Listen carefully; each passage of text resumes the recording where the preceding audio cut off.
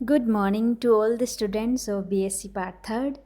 Dear students, zoology में हम Chordata पढ़ रहे हैं। उसमें हमने आज नया चैप्टर हम शुरू कर रहे हैं, दैट इज़ लेबियो।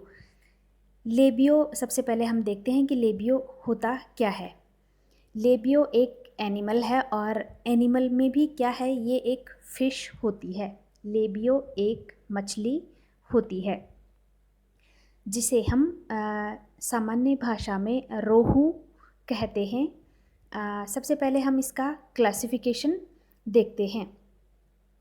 क्लासिफिकेशन में सबसे पहले आता है फाइलम। फाइलम है इसका कॉर्डेटा, और कॉर्डेटा और वर्टिब्रेटा का हमने जो फीचर्स है, इसके लक्षण हैं, क्या इम्पोर्टेंट कैरेक्टरिस्टिक फीचर होता है कॉर्डेटा का, वर्टिब्रेटा का, वो हमने पहले पढ़ लिया है। तो फाइलम है इसका कॉर्डेटा, सब फाइलम वर्टिब्रेटा। इसके साथ ही हमने कॉर्डेटा और वर्टिब्रेटा में डिफरेंस भी पहले पढ़ चुके हैं हम। डिवीजन है इसका नेथोस्टोमेटा।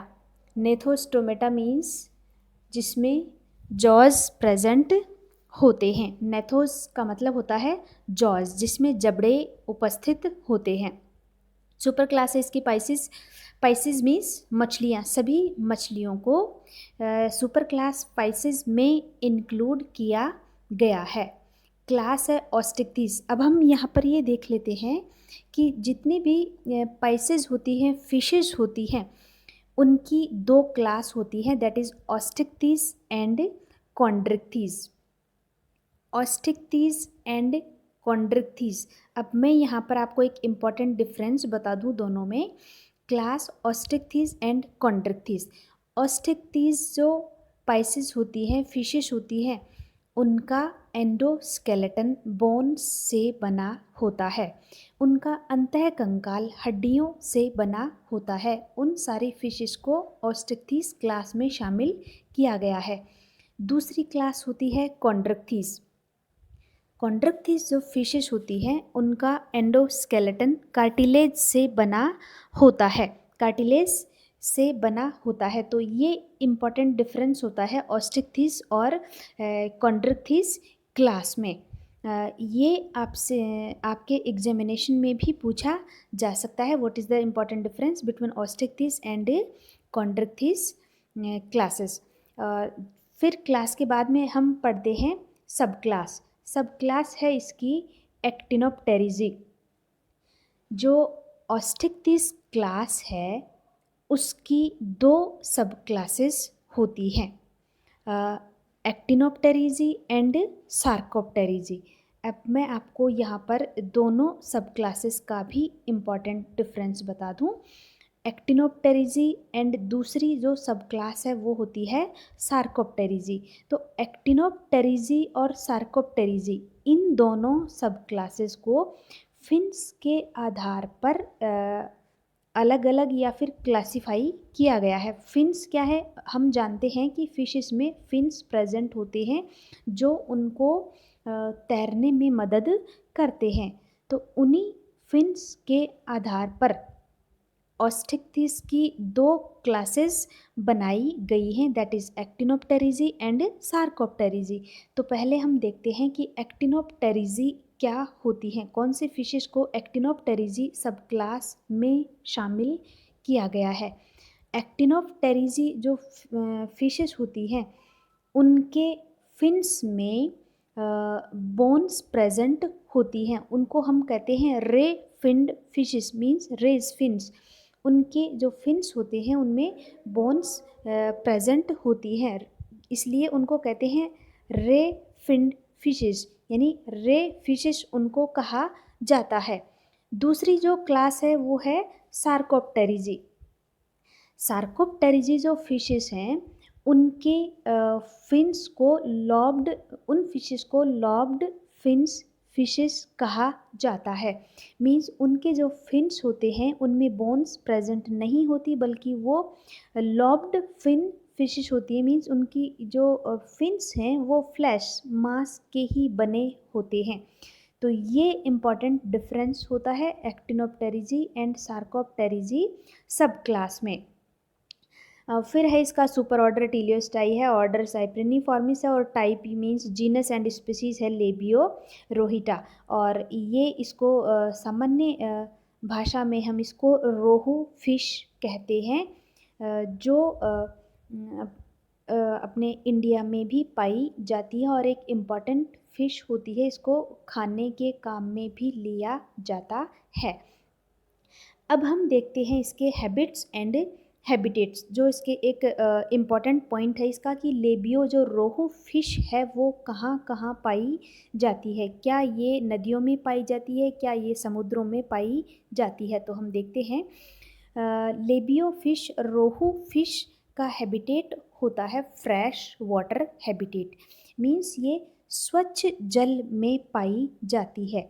और हम जानते हैं कि स्वच्छ जल के जो आवास हैं वो नदी तालाब आदि होते हैं, और समुद्र नहीं होता है स्वच्छ जलीय आवास, वो मराइन वाटर हैबिटेट होता है, लवणीय जलीय आवास वो होता है। तो रोहू फिश कहाँ पाई जाती है, वो स्वच्छ जल में पाई जाती है, या हम यूँ कह सकते हैं कि वो नदी तालाबों में पाई जाती है। और हम जानते हैं कि हमारे भारत में भी नदी तालाब हैं, और भारतीय नदी तालाबों में भी रोहू फिश पाई जाती है। दूसरा इसका इम्पॉर्टेंट फीचर होता है कि ये हर्बीवोरस होती है, मीन्स ये शाकाहारी मछली होती है, ये फाइटोप्लैंक्टॉन्स पर अपना जीवन व्यतीत करती है। फिर इसका हम स्ट्रक्चर देखें, ये है रोहू फिश। इस फिश को अगर हम देखें तो ये इसके इंटीरियर एंड में यहाँ ये माउथ प्रेजेंट है, और जो इसका माउथ होता है वो लिप्स से बाउंडेड रहता है, मीन्स इसके माउथ में अपर lip and lower lip present होते हैं। ये इसका यहाँ ऊपर ये नॉस्ट्रिल है, ये हेड है, ये आई हमें दिखाई दे रही है। फिर इसके फिन्स की हम बात करते हैं तो इसमें पेयर्ड फिन्स प्रेजेंट होते हैं, और पेयर्ड फिन्स होते हैं pectoral and pelvic fin. Pectoral fin ये अपर लिम्ब में और पेल्विक फिन ये लोअर लिम्ब की ओर प्रेजेंट होता है।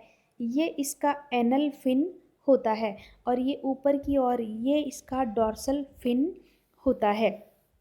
डॉर्सल फिन हमने पहले भी पढ़ा था, और डॉर्सल फिन और एनल फिन ये हमने पेट्रोमाइजोन में पढ़ा था।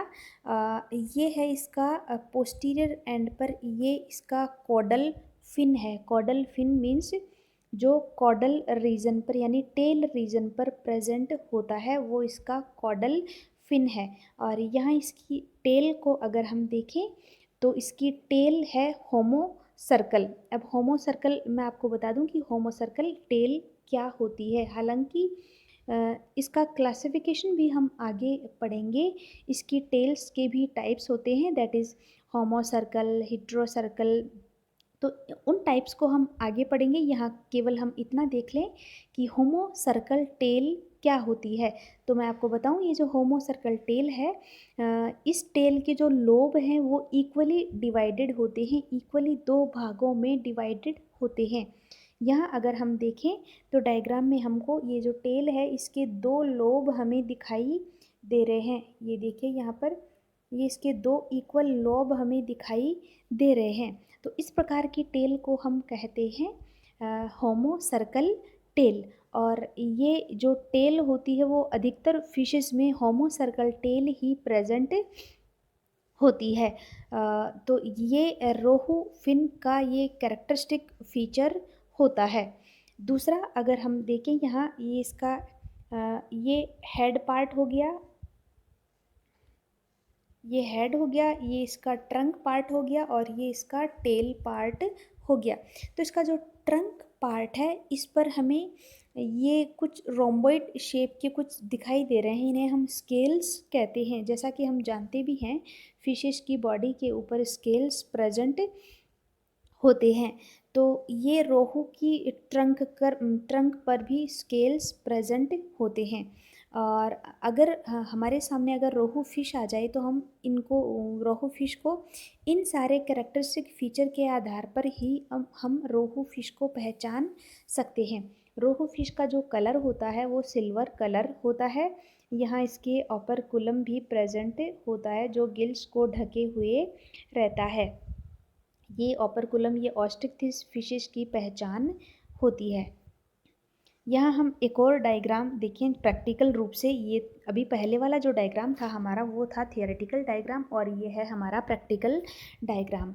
और हम जानते हैं कि हम साइंस में हम प्रैक्टिकल से चीज़ों को और अच्छी तरह से हम समझ सकते हैं। तो थियोरेटिकल डायग्राम के बाद में हम प्रैक्टिकल डायग्राम देखते हैं। ये किसी पर्सन ने ये रोहू फिश को पकड़ा हुआ है। तो रोहू फिश का जैसा हमने डायग्राम पहले देखा था वैसा ही सेम हमें डायग्राम यहाँ दिखाई दे रहा है। ये इसका यहाँ ये ओपर्कुलम है जो गिल्स को ढके हुए रहता है, और ये इसका हेड रीजन, ये ट्रंक रीजन, और ये इसका टेल रीजन। ये टेल में ये एनल फिन है, ये कॉडल फिन है, ये इसका पेक्टोरल फिन है, ये पेल्विक फिन, और ये यहाँ इसमें ऊपर की ओर ये इसका डॉर्सल फिन है। दूसरा हम देखें ये जो रोहू फिश है ये हमें कौन से कलर की दिखाई दे रही है? ये हमें सिल्वर कलर की दिखाई दे रही है। और इसका जो साइज़ है वो एवरेज साइज़ है इसका 1.5 मीटर, और 1.5 मीटर से ये जब 2 मीटर भी इसका साइज लंबा हो सकता है। और इसका वेट नियर अबाउट 45 केजी होता है, 45 किलो वज़न हो सकता है रोहू फिश का। वैसे हम देख रहे हैं डायग्राम में ये हमें बहुत बड़ी नज़र आ रही है। अब हम देखते हैं इसका डाइजेस्टिव सिस्टम। चूँकि हमें फिशेस के बहुत सारे सिस्टम्स पढ़ने हैं तो उनमें फर्स्ट जो सिस्टम है वो हम पढ़ते हैं डाइजेस्टिव सिस्टम। डाइजेस्टिव सिस्टम में इसके डिफरेंट ऑर्गन्स प्रेजेंट होते हैं। हालांकि इसकी जो डाइजेस्टिव मैकेनिज़्म है वो हमें क्लियर नहीं है, बट पहले हम इसके ऑर्गन्स देख लेते हैं कौन कौन से डाइजेस्टिव ऑर्गन्स प्रेजेंट होते हैं रोहू फिश में। फ्लो चार्ट अगर हम देखें तो यहाँ ये सबसे पहले है माउथ जो बकल कैविटी में ओपन होता है। और मैंने आपको अभी बताया माउथ में अपर lip and lower lip means इसमें लिप्स प्रेजेंट होते हैं।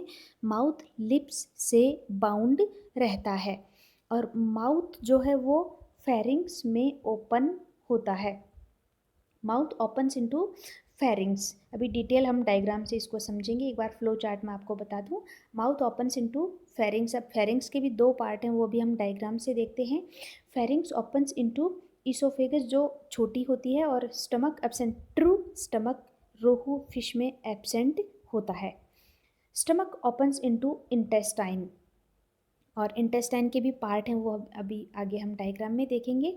और इंटेस्टाइन में इंटेस्टाइनल विलाई और स्क्रॉल वॉल्व जो स्कोलियोडॉन में प्रेजेंट होते हैं वो यहाँ एब्सेंट होते हैं। तो stomach intestine stomach true stomach absent होता है, बल्कि इसमें जो इंटेस्टाइन है वो ही act as a stomach. Intestine हो गई। फिर इंटेस्टाइन जो है वो रेक्टम में ओपन होती है। रेक्टम एनस में ओपन होता है, और एनस जो है वो आउटसाइड में ओपन होता है। इसका हम ये डायग्राम हम देखें इसके डाइजेस्टिव सिस्टम का, यहाँ मैं आपको बताती हूँ। हमने इसका सबसे फर्स्ट जो डाइजेस्टिव ऑर्गन होता है एलिमेंट्री कैनाल का वो माउथ होता है। ये है इसका माउथ। यहाँ पर ये हम देखें ये है इसका माउथ, और mouth is bounded by upper lip and lower lip. फिर mouth opens into buccal cavity. Mouth मुख जो है वो बकल कैविटी में खुलता है। ये यहाँ इसकी बकल कैविटी हमें ये नज़र आ रही है, और बकल कैविटी में प्रेजेंट होते हैं बकल पेपिला। जो बकल पेपिला वो सेंसरी ऑर्गन का कार्य करते हैं। फिर बकल कैविटी जो है वो फेरिंग्स में ओपन होती है। फेरिंग्स में हम यहाँ देखें ये है इसका फेरिंग्स वाला भाग, ये है इसका फेरिंग्स, ये है फेरिंग्स। और इस फेरिंग्स के दो भाग होते हैं, upper part and lower part. ये है इसका अपर पार्ट ऑफ फेरिंग्स, ये है लोअर पार्ट ऑफ फेरिंग्स। तो अपर पार्ट ऑफ फेरिंग्स है। अब फेरिंग्स का ऊपरी भाग वो रेस्पिरेटरी कार्य करता है, श्वसन का कार्य करता है।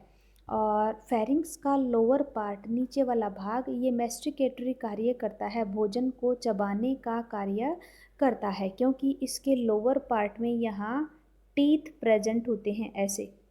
फेरिंग्स के लोअर पार्ट में, फेरिंग्स के नीचे वाले भाग में यहाँ पर टीथ प्रेजेंट होते हैं जो भोजन को चबाने का काम करते हैं। फिर फेरिंग्स है ये ईसोफेगस में ओपन होता है और ये है इसकी ईसोफेगस, यहाँ पर ये है ईसोफेगस जो शॉर्ट होती है और ट्यूब लाइक स्ट्रक्चर होती है जिसके अंदर अनेक मस्कुलर फोल्ड प्रेजेंट होते हैं और इसी ईसोफेगस में कुछ छिद्र पाए जाते हैं जो न्यूमेटिक डक्ट कहलाते हैं, जो इसके स्विम ब्लैडर से ये खुलते हैं और swim bladder in Osteichthyes fishes में act as a balancing organ. फिर ईसोफेगस के नेक्स्ट आती है इंटेस्टाइन। चूँकि इसमें ट्रू स्टमक एब्सेंट होता है तो ईसोफेगस ओपन्स इनटू इंटेस्टाइन।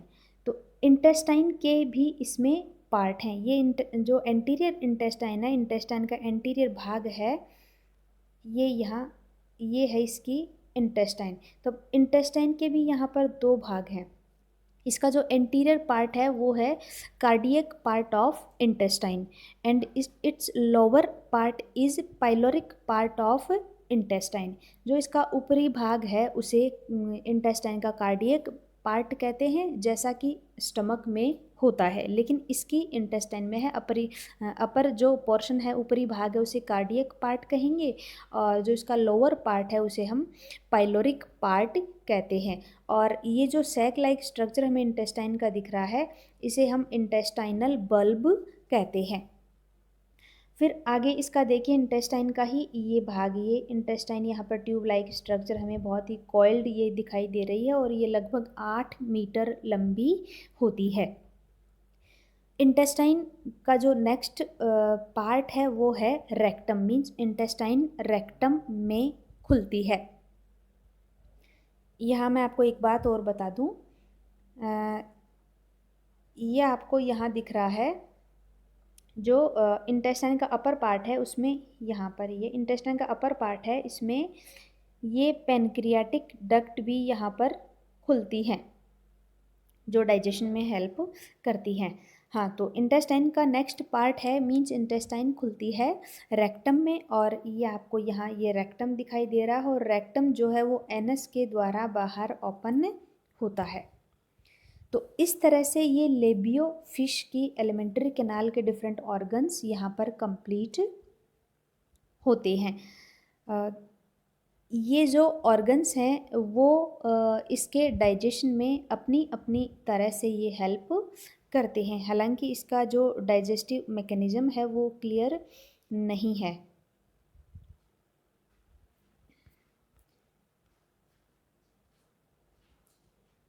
ये हमने यहाँ पर इसका पढ़ा है digestive system of labio fish.